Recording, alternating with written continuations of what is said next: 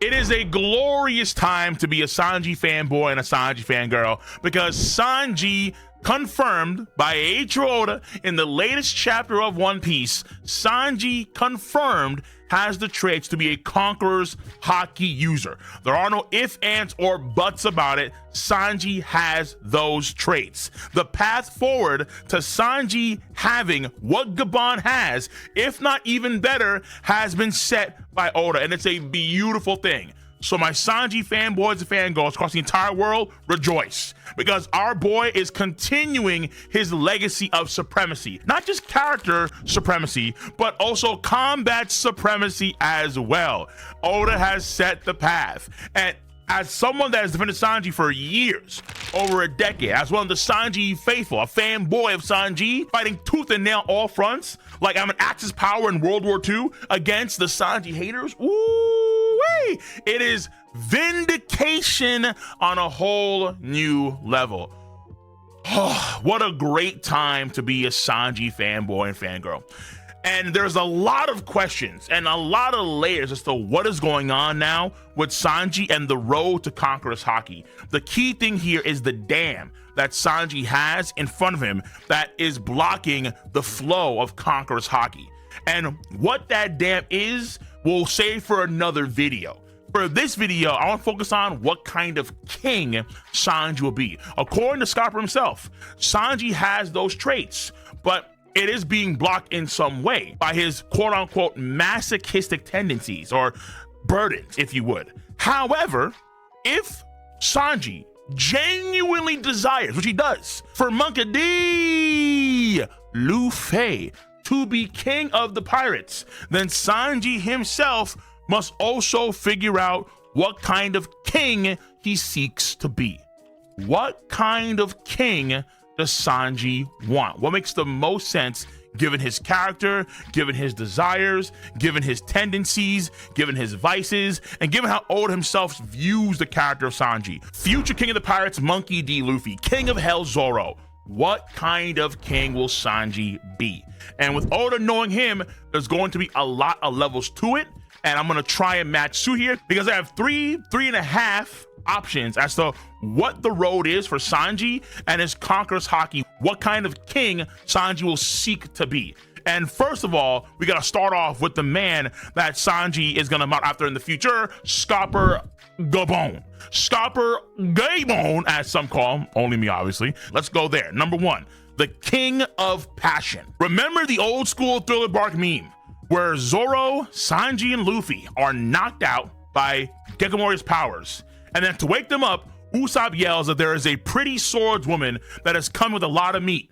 And Sanji and Luffy and Zoro all get up, pretty swordswoman, meat? The idea is simple. The monster trio have very blatant vices, but for Sanji, his key vice here is women. Sanji is a man that has talked about loving all the ladies in the world. He is one of the primary gooners in anime history, not just One Piece, of anime history. Sanji on Egghead Island was going nuts for Stussy, turning into a damn dog. In Wano Country, episode 928, he was intrigued about Shinobu performing CBT on some lads. Tapping into Ichiro Oda SBS model. Oh yeah, if you know, you know. If you know, you know. The gooning is hard, and just like what Luffy said in chapter 1139, Gabon is a man that he could see Sanji becoming like in the future, where Gabon is the preacher of love, and for him, love is free. Nami and company are curious about how he can have, a kid with the giantess, and how for him it kind of sucked because obviously he's growing pretty rapidly compared to these guys, where they can live for hundreds of years. Ripley's 80 years old, he's way younger than her, but he's still aging much, much faster. But he's very open-minded about when it comes to love and passion. He talks about how there are mixed races across the entire world. Buccaneers, long arms, long legs, Wotans, even Dosung Dadas. He explains races of people that are essentially mixed race at some point in time. And more often than not, they don't last that long via generations, but it does show that there are people out there that are very open-minded. And even though he's not the Dark King like Ray Lee or Pirate King like Roger, he himself views himself as a king, and that preacher of love is how he portrays himself to be said king. And there is, of course, a level to depth to this too when it comes to Gabon, and I perceives love and the mixing of races and so on and so forth. That open-mindedness, freedom, flexibility, do you. And there is a level of Sanji's goonery that also has a depth to it, where it's not just, oh, okay, I goon for sake of gooning, but for him, it's about a code of chivalry. He is the knight of the Triad Pirates. And then what Zeph instilled upon Sanji about not attacking women at all and being very gentle with women across the board for the most part, even women that in the story would not be, let's say, seen as attractive, like Brûlé. In the film and movie, at the end of the movie, you can see how gentle and how kind and encouraging Sanji is for someone like Brûlé. So Sanji has a code of chivalry that he stands by. It's not just gooning for the sake of gooning. It's a code of conduct of how to live one's life as chivalrous as possible. And because women are seen as the meeker sex more often than not, even in the world of One Piece, he views himself to be a shield for many of these women. And it even affects his haki. He has a haki that is literally more tuned to helping and saving women. Of course, his observation haki. He was able to sense Bonnie's location on Egget Island when he was in that Vega tank, and Vegapunk himself was very confused because it was very unscientific, but he was correct. He saw where Bonnie was and saved her from a few beams of death. On Punk Hazard, the Tashigi and Virgo situation. What did Sanji hear? He heard a woman's tears and he darted over to where she was and saved her from Virgo. Signs going even all the way back to Nami on Little Garden, where Nami screamed she was in danger, and Sanji, miles away, could faintly hear Nami scream. Sanji has powers that are fueled by his chivalrous nature for women.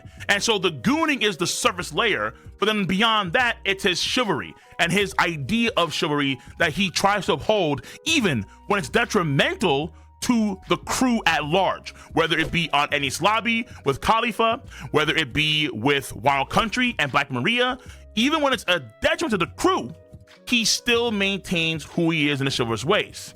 And it even fuels his power. Sanji's power seems to be more explosive the more emotions he generates. Whether it's rage, whether it's sadness or happiness, his emotions do fuel his fire, literally. And his fire becomes hotter given certain emotional states. That meme of him in Thriller Bark exploding when he found out that Nami was gonna get married to Absalom, he literally made that into his power, his genuine flame-on Human Torch power in the post-time skip. And then beyond there, it is the passion of Sanji to find the All Blue. You can see in Baratier when he talks about his dream, the All Blue, and how much excitement he has in his face when talking to Luffy, talking about his dream, how giddy he was going over the animals that could be in the All Blue, a sea that converges all waters together in one spot, right? The idea of Sanji being the king of passion makes a lot of sense, just considering how he operates as a person and how the man has led his life for a long period of time. Number one, the king of passion. Number two, the king of heaven. It is a combat-related thing, more in line with Zoro, who is the king of hell.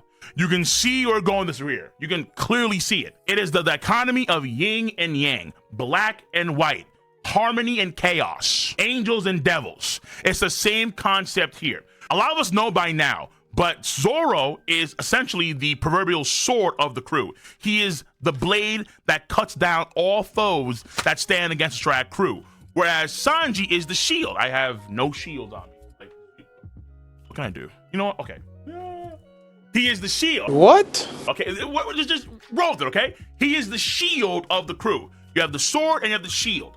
And the shield, more often than not, you see Sanji defend the crew. He is built in a certain way where he actually takes a lot of attacks now physically, but he can kind of power through that. He is someone that is a lot of times the knight, and so the knights are focused on defense. The themes are there, where Zoro is the sword and Sanji is the shield.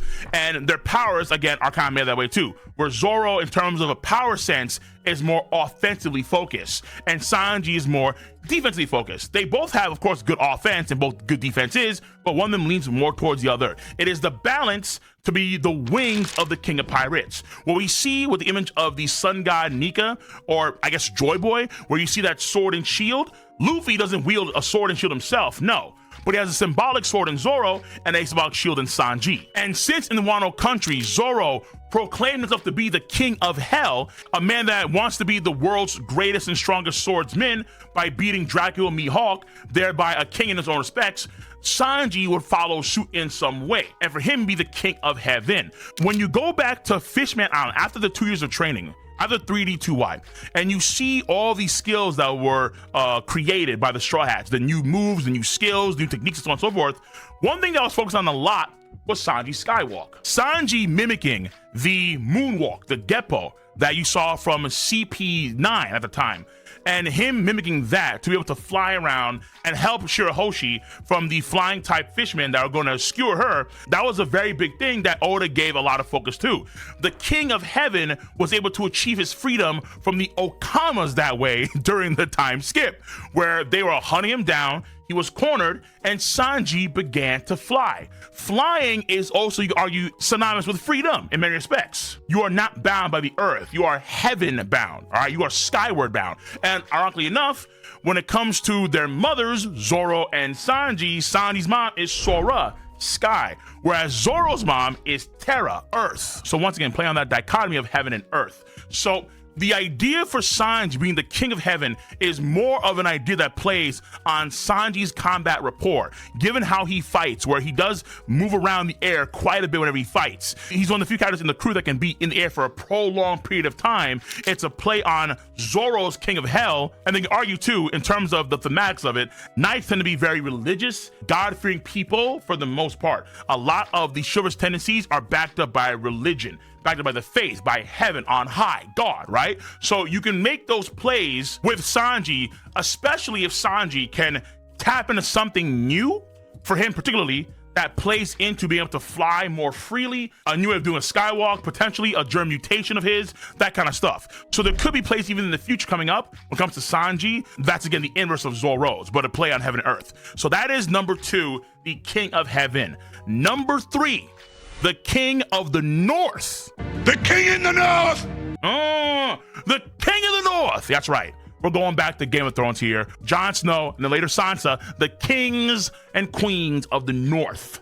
Yes, Sanji has a lot of baggage, clearly, on his mind. One of the main reasons why, if not the primary reason why, is because of his family. One thing you have to remember for this chapter One Piece that we get, when we find out that Sanji has Conqueror's Haki traits, is that Oda also chose a cover image that relates to Sanji's family.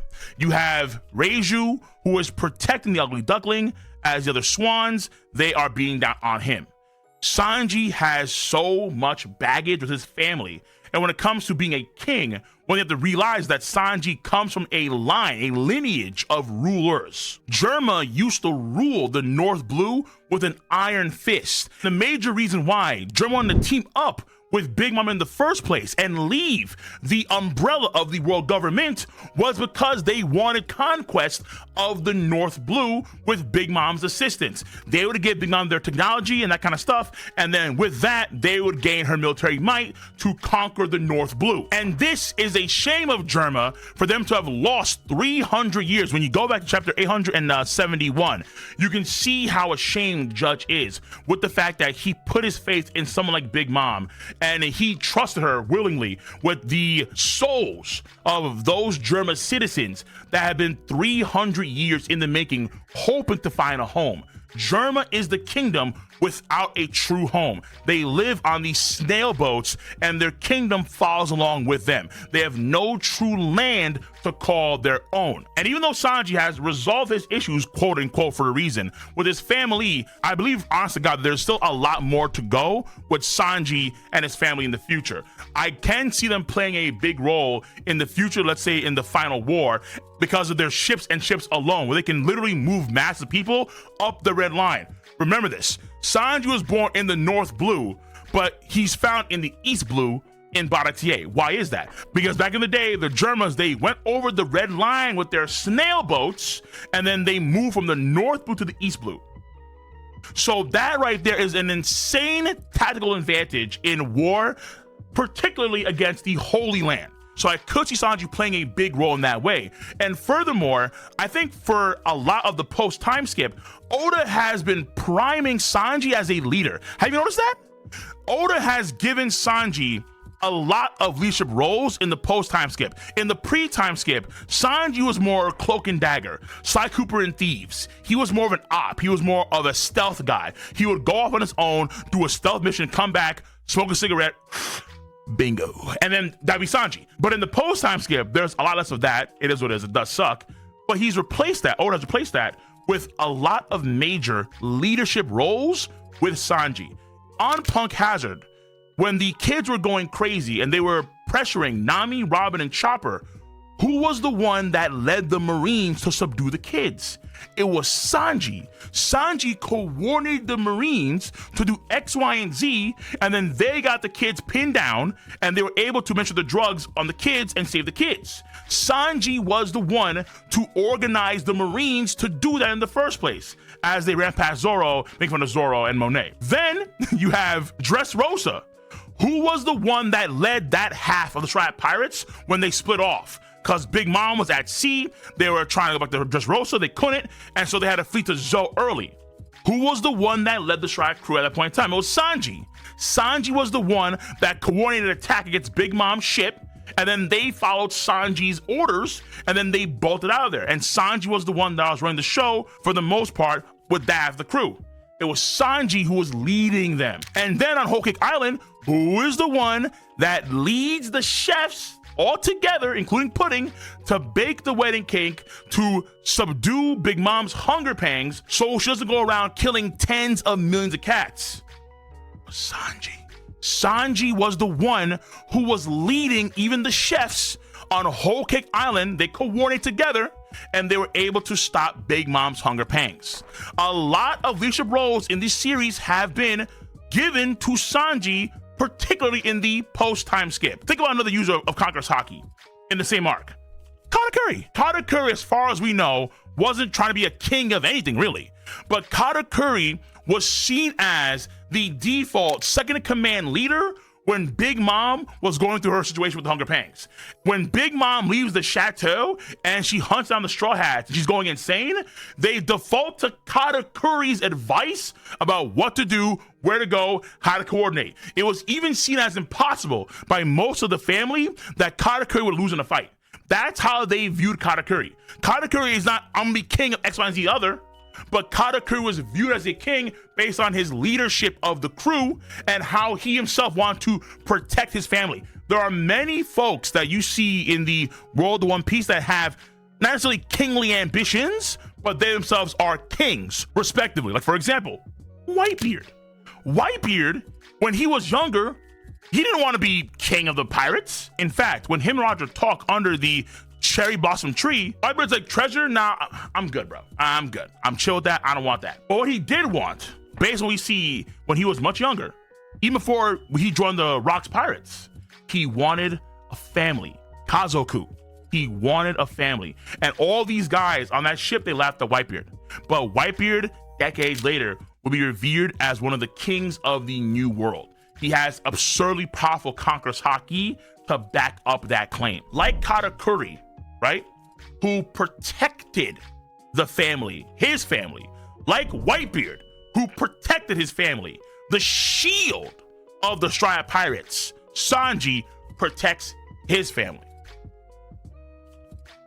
It's outstanding. So the king of the North and the king of Passion and the king of Heaven, I think, are good options. But I think there's a variation of the first one, the King of Passion, that's a little bit deeper, which is the King of Love. This is number 4, or number 3.5, if you would. Where I love what I said before about part 1, the King of Passion, applies here for the King of Love.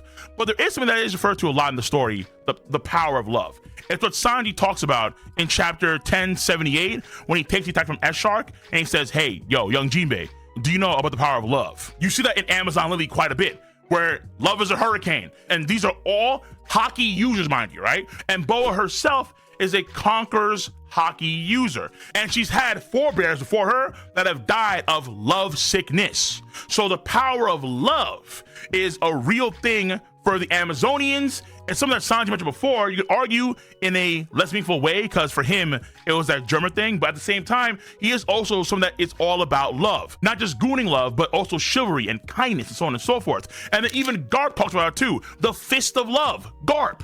Where Garp was very harsh on Ace and Luffy and so on, and a very harsh Marine instructor, but he's a man that does value a lot of freedom, and part of that freedom is love. Scarpa talks about it, Garp displays it. You have the power and the emotions of love that can even kill Queens of Amazon Lily, and that very same passion of love is what fuels Sanji's fire. Love itself has power. A tremendous amount of power. And there is something that Brooks says during Whole Cake Island in chapter 851, where he tells Big Mom, the young lady, he tells Big Mom that Sanji is the most kind-hearted soul. And that's how he knew that his actions wouldn't change Sanji. Once Sanji was willing to commit to sacrifice himself for the crew out of love and out of kindness, he would commit to that. It was only Luffy.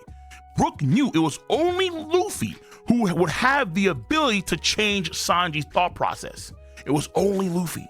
Brooks' comments about Sanji being the most kind-hearted soul, they speak volumes, because that, you can argue in some way too, plays off in Sanji's senses, his powers, where Sanji, he also has a very good instinct on if someone, mainly girls, are being genuine, if they're lying. Of course, we see, let's say, Nami in the East Blue Saga, where there was Robin in the Grand Line. But then in the New World, we see it again with Viola. Viola beat the crap out of Sanji on Dressrosa.